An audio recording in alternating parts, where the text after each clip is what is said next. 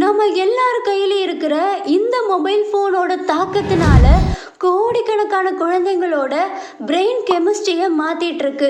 ஒரு 3 வயசு பையன் மொபைலில் கார்ட்டூன் வீடியோஸ் வச்சு தந்தாதான் சாப்பிட்றான். இந்த விஷயம் எத்தனை வீட்டில் நடந்துட்டு இருக்குன்னு தெரியுமா? அடுத்து சொல்ல போகிற விஷயத்தை கேட்டிங்கன்னா நீங்கள் ஷாக் ஆகிடுவீங்க. இந்த குழந்தைக்கு 5 வயசு ஆகிட்டு, ஆனால் இன்னும் சரியாக பேச வரல. காரணம், அப்பா அம்மா 2 பேருமே வேலையில் பிஸியாக இருக்கிறதுனால குழந்தைய பார்த்துக்க டைம் இல்லைன்னு டிவியில் கார்ட்டூன் வீடியோஸ் வச்சு பார்க்க வச்சிடறாங்க. இங்க இருந்து தான் பிரச்சனை ஆரம்பிக்குது.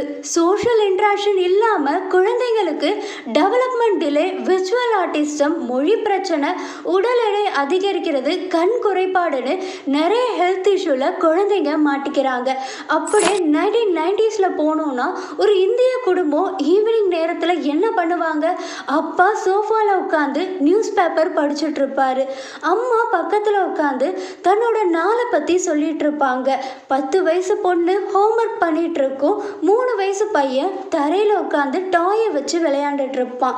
பிசிக்கலாவும் மென்டலாவும் எல்லாரும் கனெக்டடா இருப்பாங்க. இப்போ 2025க்கு வருவோம். ஒரு இந்திய குடும்பம் ஈவினிங் டைம்ல என்ன பண்ணிட்டு இருப்பாங்க? அப்பா போன்ல நியூஸ் பார்த்துட்டு இருப்பாரு. அம்மா டிவியில சீரியல் பார்த்துட்டு இருப்பாங்க. 12 வயசு பொண்ணு இன்ஸ்டாகிராம்ல ரீல்ஸ் பார்த்துட்டு இருக்கும். 3 வயசு பையன் டேப்ல கேம் விளையாண்டுட்டு இருப்பான். பிசிக்கலா எல்லாரும் ஒரே இடத்துல இருந்தாலும் மென்டலா வேற ஒரு டிஜிட்டல் வேர்ல்ட்ல மூழ்கி போய் இருக்காங்க.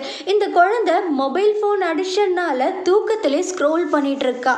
நம்ம எங்கே பார்த்தாலும் வீட்டில், ரோட்டில், மாலில், ரெஸ்டாரண்ட்லன்னு எல்லா இடத்துலையும் ஒரே ஸ்கீம் தான். குழந்தைங்க ஃபோனில் மூழ்கி போய் இருக்கிறது. இதை பற்றி பேசுகிறவங்க ரொம்ப கம்மியாக தான் இருக்காங்க. இந்த ஸ்க்ரீன் அடிக்ஷனால் நியூ ஜென்ரேஷன் குழந்தைங்களுக்கு பெரிய ஆபத்தை உருவாகி கொண்டு இருக்கு. இந்த வீடியோவில் லேட்டஸ்ட்டு சயின்டிஃபிக் ரீசர்ச்சை பேஸ் பண்ணி ஸ்க்ரீன் அடிக்ஷனோட டார்க் ட்ரூத்தை பற்றி தான் பார்க்க போகிறோம். அக்டோபர் 2024 இந்தியாவில் இருக்கிற அர்பன் ஏரியாஸில் 70,000 பேரண்ட்ஸை வச்சு ஒரு சர்வே நடந்தது. அதில் 60% பேரண்ட்ஸ் சொன்னது எங்கள் குழந்தைங்க சோஷியல் மீடியாவுக்கும் கேமிங்க்கும் அடிக்ஷனாக இருக்காங்கன்னு. 58% பேரண்ட்ஸ் சொன்னது இந்த அடிக்ஷனால் குழந்தைங்க அதிகமாக கோவப்படுறது, வித்தியாசமாக ரியாக்ட் பண்ணுறாங்கன்னு. வேர்ல்டு ஹெல்த் ஆர்கனைசேஷனில் என்ன சொல்கிறாங்கன்னா, 2 வயசில் கீழே இருக்கிற குழந்தைங்களுக்கு ஸ்க்ரீன் காட்டவே கூடாது. 2 to 4 வயசில் இருக்கிற குழந்தைங்களுக்கு மேக்ஸிமம் 1 hour காட்டலான்னு சொல்கிறாங்க.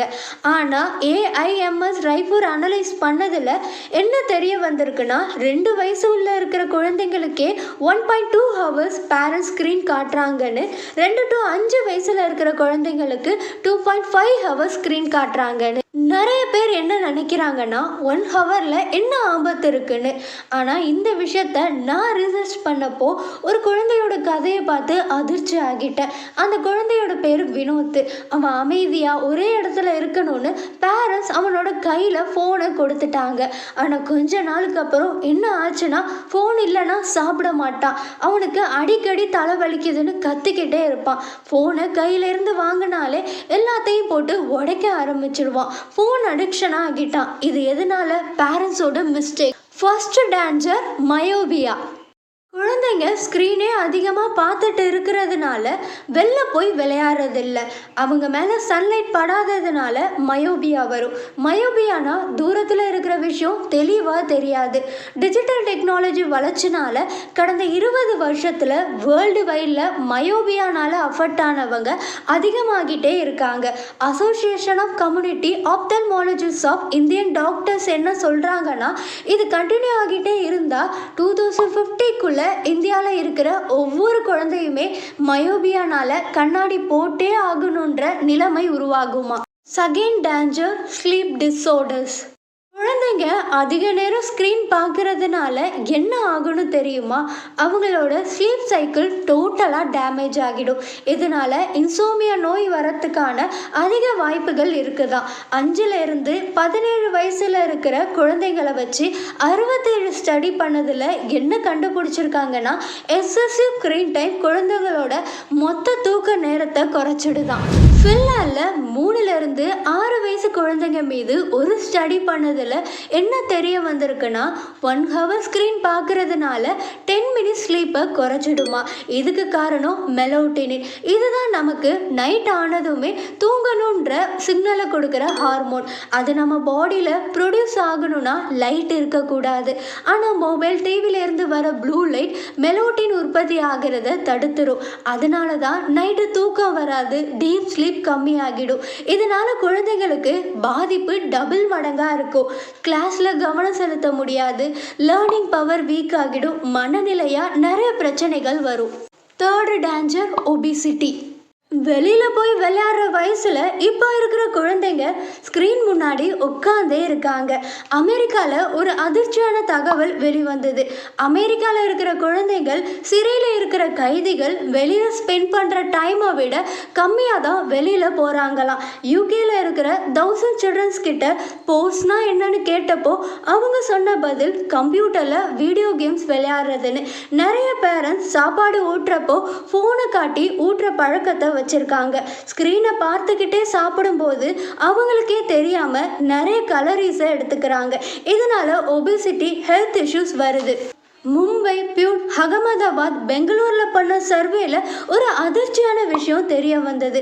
80% பேரண்ட்ஸ் குழந்தைகளை சாப்பிட வைக்கிறதுக்காக டிவியை ஆன் பண்ணி கொடுத்துட்றாங்க. இந்த ஒரு பழக்கத்தினால குழந்தைக்கே தெரியாமல் பெரிய ஆபத்தை ஏற்படுத்துது. ஸ்க்ரீனை அசையாமல் பார்த்துக்கிட்டே சாப்பிட்றப்ப குழந்தைங்க ஃபுட்டை வாயில் ரொம்ப நேரம் வச்சுப்பாங்க. இதனால் பற்களில் கேவிட்டி வருது. சரியாக மென்று சாப்பிடாததுனால செரிமான பிரச்சனைகளும் வரும். உண்மையான டேஞ்சர் ஸ்க்ரீனை பார்த்துக்கிட்டு இருக்கிறப்போ நேரடியாக குழந்தைங்களோட மூளை வளர்ச்சியை தாக்குது.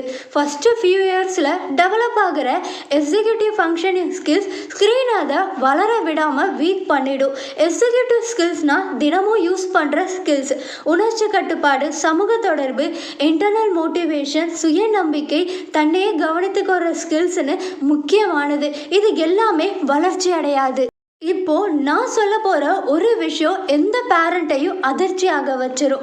ஜாவா பீடியாட்ரிக்கில் பப்ளிஷ் பண்ண ஒரு ஸ்டடியில் என்ன கண்டுபிடிச்சிருக்காங்கன்னா, குழந்தையிலேருந்து அவங்க எவ்வளோ நேரம் ஸ்க்ரீனை பார்க்குறாங்களோ அவங்களுக்கு 9 வயசு ஆகும்போது அந்த அளவுக்கு அவங்க பிரெயின் ஃபங்க்ஷன் கெட்டு போய் இருக்குமா.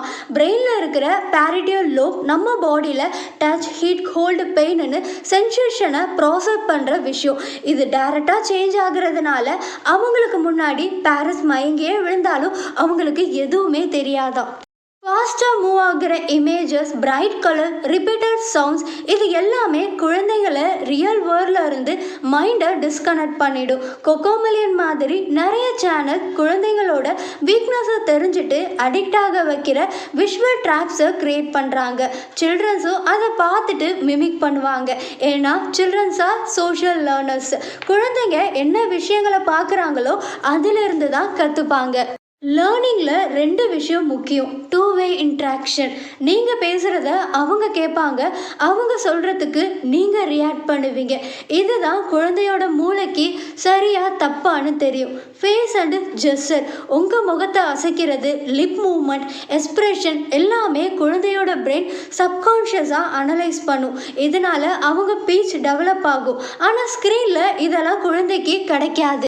கார்ட்டூன் கேரக்டர்ஸ் லிப் மூமெண்ட்டை குழந்தைங்களால் அண்டர்ஸ்டாண்ட் பண்ண முடியாது. இன்ட்ராக்ஷன் ஒரு சைடு தான் இருக்கும்.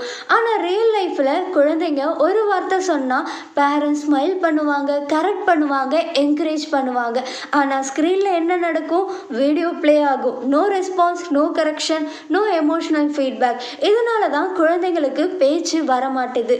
ஸ்க்ரீன் என்டர்டெயின் பண்ணும், பட் ரியல் லைஃப் தான் நம்மளை எடுக்கேட் பண்ணும். உங்கள் முகம், உங்கள் குரல், உங்கள் ரியாக்ஷன் தான் குழந்தைகளின் முதல் பள்ளிக்கூடம். சொல்யூஷன் சிம்பிளாக இருக்கும், ஆனால் நீங்கள் எஃபர்ட் எடுத்து பண்ணணும். 5 வயசு வரைக்குமே குழந்தைங்களுக்கு டிவி, மொபைலை காட்டாமல் வச்சுக்கோங்க. 10 minutes தானே அப்படின்னு கொடுக்க ஆரம்பிச்சிங்கன்னா குழந்தைங்க மொபைல் கேட்டுக்கிட்டே இருப்பாங்க. உங்கள் குழந்தைங்க ஸ்க்ரீனுக்கு அடிமை இல்லை, ஸ்க்ரீன் கொடுக்குற விஷயங்களுக்கு தான் அடிமையாகிறாங்க. ஸ்க்ரீன் அவங்கக்கிட்ட பேசும், சொல்கிற விஷயங்களை காட்டும், ஹாப்பியாக வச்சுக்கும். இதெல்லாம் ரியல் லைஃப்பில் கிடைக்காதப்போ தான் ஸ்க்ரீனை தேடி போகிறாங்க. உங்கள் குழந்தைங்க ஏற்கனவே ஸ்க்ரீன் அடிக்ஷனாக இருக்காங்கன்னா கத்தாதீங்க, திட்டாதீங்க. நீங்கள் உங்கள் குழந்தைக்கு எதிர்பக்கம் நிற்கக்கூடாது. நீங்களும் உங்கள் குழந்தையும் ஒரே பக்கம், ஸ்க்ரீன் எதிர்பக்கம் இருக்கணும். ஒரு கேம் மாதிரி 2 பேரும் சேர்ந்து ஸ்க்ரீன் எதிர்த்து போராட போகிறீங்க. உங்கள் குழந்தைங்களுக்கு முன்னாடி நீங்கள் ஃபோன் யூஸ் பண்ணாதீங்க. ஏன்னா நீங்கள் பண்ணுறத பார்த்து தான் அவங்க காப்பி பண்ணுவாங்க. ஜேர்னல் ஆஃப் பீடியாட்ரிக் ரிசர்ச் பண்ணதில் என்ன கண்டுபிடிச்சிருக்காங்கன்னா, பேரண்ட்ஸ் ஃபோன் யூஸ் பண்ணால் குழந்தைங்க அதிகமாக ஃபோன் யூஸ் பண்ணுவாங்களாம். புக்ஸ், ஃபிசிக்கல் ஆக்டிவிட்டியை இன்ட்ரெஸ்ட் வர மாதிரி பண்ணுங்க. முக்கியமாக உங்கள் ஃபேமிலி ஃப்ரெண்ட்ஸில் குழந்தைங்க அதிகமாக டிவி, மொபைல் ஃபோன் யூஸ் பண்ணுறத நீங்கள் பார்த்துருந்தீங்கன்னா அவங்க பேரண்ட்ஸுக்கு இந்த வீடியோவை ஷேர் பண்ணுங்கள். தேங்க்ஸ் ஃபார் வாட்சிங்.